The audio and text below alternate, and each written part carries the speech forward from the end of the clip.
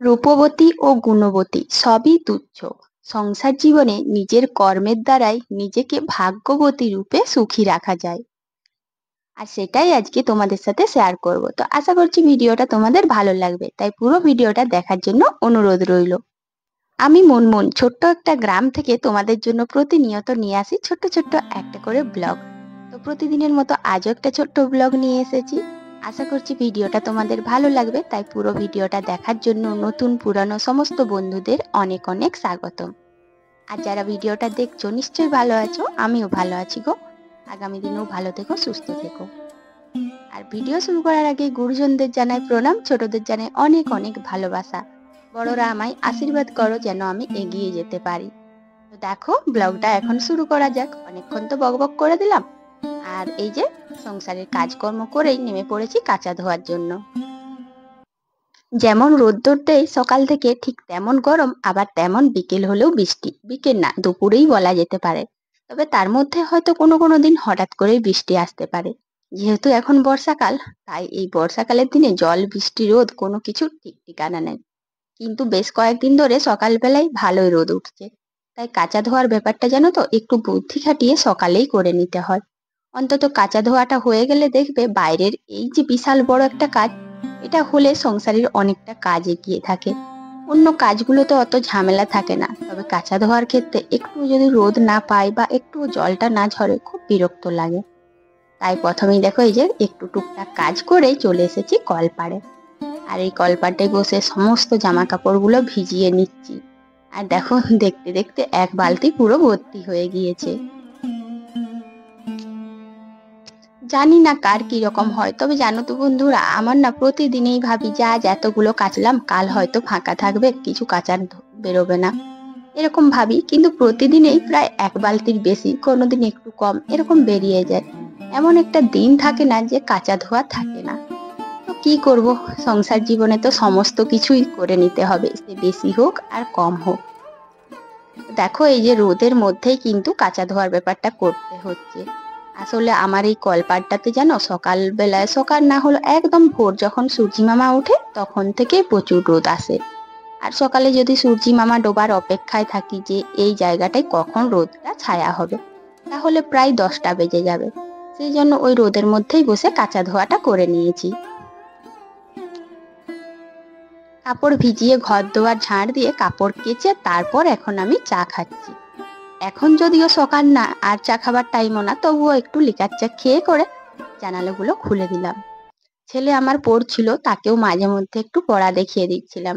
আর এতটাই তাড়াহুড়োর চক্করে ছিলাম জানো তো, জানালাগুলো একদমই খোলা হয়নি। তো সকালবেলায় যদি এই জানালা দরজা না খুলি, কেমন যে একটা বিরক্তিকর লাগে, যেমন সেই ভাবসা একটা গরম লাগবে। আর প্রকৃতির ওই যে ঠান্ডা ঠান্ডা বাতাস, এগুলো আসবে না, গাছপালাও দেখা যাবে না, একটু ভালো লাগে না। তাই দেখো জানালাগুলো খুলে পর্দাটা দিয়ে দিলাম। গ্রাম হোক বা শহর, প্রতিটি সংসারে জানো তো হাজার রকম কাজ থাকে। আবার কিছু কিছু পরিবারে একটু বেশি, হয়তো তাকে সাহায্য করার কেউ নেই, কিংবা কোনো পরিবারে অনেক লোকজন, কিংবা অনেক পরিবারে থাকে অনেক রকম ঝুট ঝামেলা, যার জন্য কাজটাও বেশি থাকে। আর এত সবের মাঝে যেন গৃহিণীরা কখনোই নিজেদের রূপচর্চা নিয়ে পড়ে থাকতে পারে না। আর নিজেকে গুণবতী বা রূপবতী এগুলোও বলতে পারে না, কারণ তাদের জন্য খুঁত ধরবে এরকম অনেক মানুষ থাকে সংসারে। কিন্তু এই গুণ আর রূপ না থাকলেও তারা কিন্তু সংসারকে ভালোবেসে সারাদিন সমস্ত কিছু কাজ করে, আর এই কাজের মধ্যেই নিজেকে কিন্তু সুখী রাখার চেষ্টা করে। আর একজন ভাগ্যবতী গৃহিণী হওয়ার জন্য, ভাগ্যবতী নারী হওয়ার জন্য এটাই যথেষ্ট। যে কে আমাকে কি বললো এটা কোনো বড় জরুরি না। আমি সংসারে সমস্ত কাজকর্ম করব, বা সব কিছু ভালো করার চেষ্টা করব। সমস্ত কর্মগুলো নিজের দিক থেকে যতটা সম্ভব ততটাই করব। আর এই সমস্ত কর্মের দ্বারাই কিন্তু আমি যখনই সুখী হব, তখনই কিন্তু আমি ভাগ্যবতী হতে পারবো।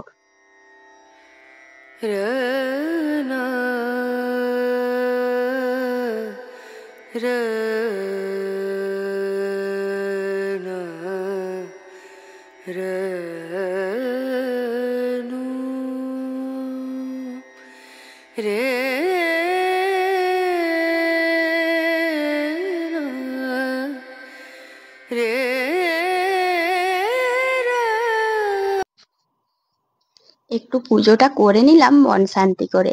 এই যে হাজার রকম কাজ থাকে তার মধ্যেও কিন্তু পুজো করাটা একদমই বন্ধ করি না। সত্যি বলতে এত রকম কাজের মধ্যে জানো তো বন্ধুরা, পুজোটা করলে সারাদিনের ক্লান্তি দূর হয়, মনের থেকে সবচেয়ে বড় যেটা, যে মনের থেকে অনেকটাই শান্তি পায়।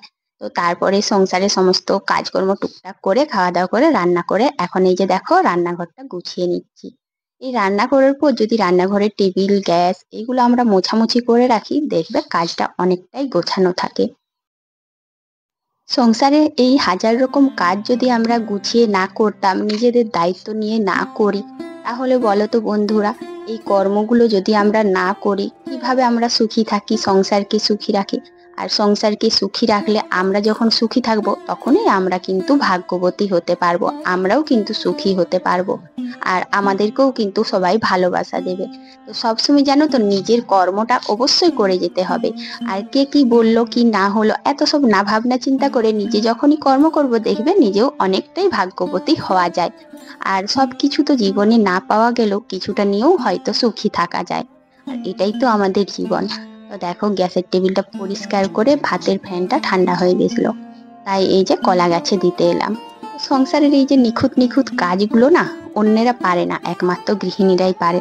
আর গৃহিণীরাই একমাত্র ভাগ্যবতী হয় যদি এইভাবে সংসারের সমস্ত কাজকর্ম গুছিয়ে করে নিতে পারে। এখন দেখো খাবারটা বেড়ে নিচ্ছি, তবে আমার জন্য কিন্তু খাবারটা না, খাবারটা বাড়ছি বাবার আর মায়ের। তো ছেলের আসতে দেরি হবে, আর ছেলে আর ছেলের বাবা একসাথে খাবে আর আমিও খেয়ে নেবো। তো এখন বাবা মাকে বেড়ে দিচ্ছি খাবারটা, কারণ তারা তো বয়স্ক মানুষ আর ছেলের আসতে একটু দেরিও হবে, ঠিক স্কুল থেকে আসবে। তো সেই জন্য ভাবি কি জানো, আগে খাবারটা তাদেরকেই দিয়ে দিই। আর যেন গ্যাসের টেবিলটা মুছে দেওয়ার পর যেন মা একটা কি ভাজাভাজি করেছিলেন, তো সেই ভাজার জন্য গ্যাসের টেবিলটা পুরো দেখো এদিক ওদিক, না ভাজা না, মনে হয় এই ডালটাই আমি ছকতে ভুলে গিয়েছিলাম, সেই ডালটা ছকতে গিয়ে একটু পড়ে গিয়েছিল, তার জন্য গ্যাসের টেবিলটা আবার নোংরা হয়ে গিয়েছে। তো ভাবছি কি জানো, একবারে খাওয়া দাওয়ার পরে টেবিলটা মুছে নেবো আরেকবার। তো বন্ধুরা আজকের এই ছোট্ট ভিডিওটা যে বা যারা প্রথম থেকে দেখলে তারা অবশ্যই সুন্দর একটা কমেন্ট করে পাশে থাকবে। তো দেখো ছেলের আর তার বাবারও খাওয়া হয়ে গেছে, আর ছেলের সঙ্গে না বসে থাকতে হয় তবেই সে সবজিগুলো খায়, তাই আমি তখন খাইনি, এখন খেয়ে নিচ্ছি। আর আমি এখন কিন্তু একাই বাকি ছিলাম। আর এদিকে যেন টেবিলটাও পরিষ্কার করে নিচ্ছি আর সংসারের সমস্ত কাজগুলো গুছিয়ে নিচ্ছি, জামা কাপড় তোলা যা যা থাকে। আর এখন আমি খেয়ে নিচ্ছি।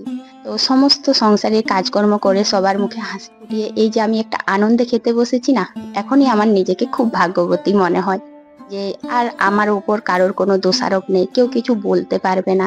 মোট কথা হলো সবাই খুব হাসি খুশি থাকলে আমিও হাসি খুশি, ব্যাস এটাই আমাদের জীবনের সবচেয়ে বড় পাওয়া। দেখো খাওয়া দাওয়ার পরে যখন বাসনগুলো ধুয়েছি তারপরেই দেখছি এই ছাগল ছানাগুলো চলে এসেছে। আর এখানে যে কুমড়ো পাতাগুলো রয়েছে, মানে কুমড়োর লতগুলো রয়েছে, সেই কুমড়ো পাতাগুলোও খাচ্ছে। একটা অদ্ভুত ব্যাপার তাই না, যেখানে কুমড়ো পাতায় হাত দেওয়া যায় না সেখানেই ছাগল ছানাগুলো কুমড়ো পাতা খাচ্ছে। মানে এই কলিযুগে কত কিছু ঘটছে। আর এখন সন্ধে হয়ে গেছে, আমি এখন সন্ধেটা দিয়ে দিই। তো বন্ধুরা আজকের এই ছোট্ট ভিডিওটা অবশ্যই কিন্তু তোমরা দেখো আর সুন্দর একটা কমেন্ট করে বলবে যে কেমন লাগলো তোমাদের। সমস্ত বন্ধুদের জানাচ্ছি আমার ভিডিও যদি ভালো লাগে তাহলে প্লিজ সবাই একটা লাইক কমেন্ট করে পাশে থেকো। আর এখানেই শেষ করছি ভিডিওটা, টাটা।